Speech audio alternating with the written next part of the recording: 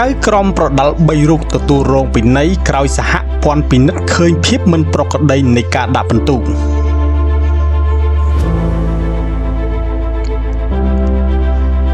មន្ត្រីចៅក្រម3រូបត្រូវបានសហព័ន្ធប្រដាល់គុនខ្មែរសម្រេចដាក់ពិន័យមិនឲ្យចូលរួមដឹកនាំការប្រកួតចំនួន3សប្តាហ៍បន្ទាប់ពីសហព័ន្ធរកឃើញថាផ្ដល់ពិន្ទុមិនត្រឹមត្រូវដោយដាក់ពិន្ទុកីឡាករធុនវណ្ណា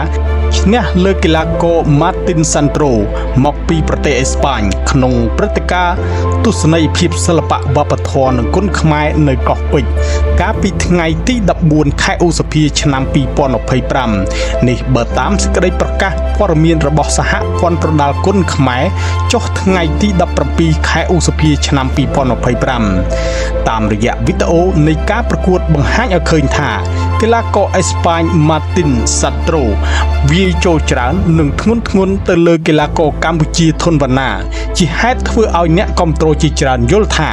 ការកាត់សេចក្តីឲ្យកីឡាករកម្ពុជាឈ្នះគឺមិនត្រឹមត្រូវក៏ផ្ទុះប្រតិកម្មរិះគន់ប្រងព្រាតពាសពេញបណ្ដាញសង្គមលោកឯកឧត្តមសេនីយ៍តូ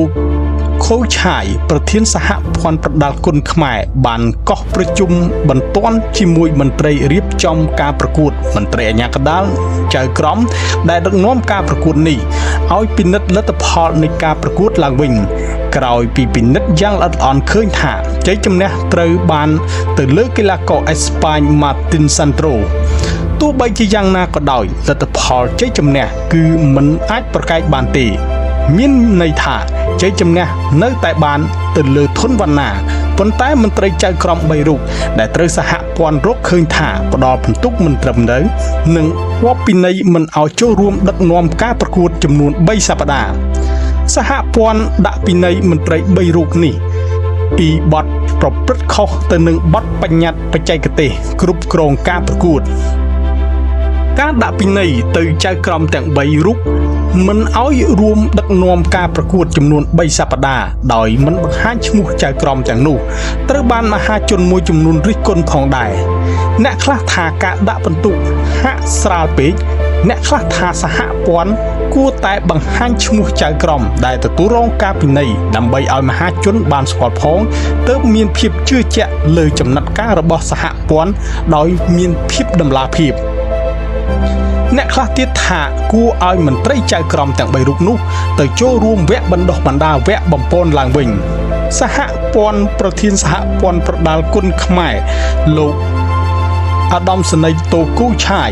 បានឲ្យដឹងថាកន្លងមកសហព័ន្ធប្រដាល់គុនខ្មែរបានបើកវគ្គបំពន់លើមន្ត្រីបច្ចេកទេសចៅក្រមអាជ្ញាកណ្ដាលដោយផ្ដោតលើស្តង់ដាររួមនៃការកាត់សេចក្តីការដាក់ពិន្ទុត្រូវគោរពគោលការណ៍តែមួយដើម្បីកាត់បន្ថយនៅកំហុសឆ្គងនានានៅក្នុងតាមសង្វៀនកន្លងទៅដូចមើលឃើញស្រាប់ទៅហើយការដាក់ពិន្ទុមិនមានគោលការណ៍តែមួយស្តង់ដារដូចគ្នាឡើយពលចៅក្រមខ្លះដាក់តាមការយល់ឃើញរបស់គាត់ចៅក្រមផ្សេងទៀតដាក់តាមចិត្តរបស់ខ្លួនទៅវិញហេតុនេះហើយទើបមានការមិនយល់ស្របលើការកាត់សេចក្តីជាហូរហែលោកនឹងតាមដានលទ្ធផលនៃការអនុវត្តការងារបន្ថែមទៀតនិងបែងចែកកម្រិតមន្ត្រីរូបណាខ្លះស្ថិតនៅក្នុងលំដាប់ផ្សេងគ្នា